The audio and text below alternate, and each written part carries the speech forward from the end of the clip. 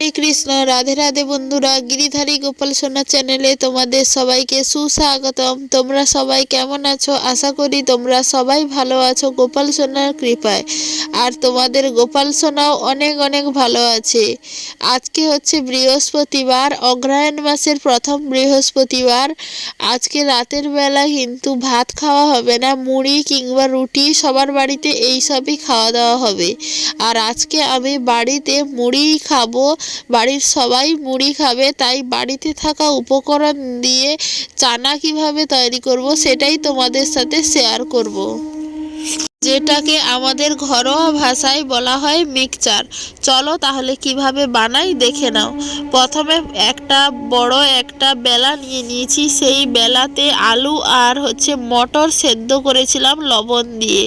সেই আলু মটর সেদ্ধ, পরিমাণ মতো শসা আর গাজর কুচি আর কাঁচা ছোলা ভিজিয়ে রেখেছিলাম। সাথে দিলাম 3-4টা মতো কাঁচা লঙ্কা কুচি আর দিলাম পাতিলেবুর রস আর শুকনো লঙ্কার গুঁড়ো। তারপরে দেব চাট মশলা। এরপরে এতে অ্যাড করব কাসুন্দি আর দেব টমেটো সস। আর এতে দেব পরিমাণ মতো লবণ আর দেব বাড়িতে থাকা আচার। সমস্ত উপকরণ দেওয়া হয়ে গেছে, এবারে ভালো করে আমি মিশিয়ে দেব। দিলাম একটু সরষের তেল। চানাচুর, ঝুরি, বাদাম ভাজা থাকলে অবশ্যই অ্যাড করো। কে কে এইভাবে মাঝে মধ্যে চানা তৈরি করো অবশ্যই কমেন্ট করে জানিও। হরে কৃষ্ণ।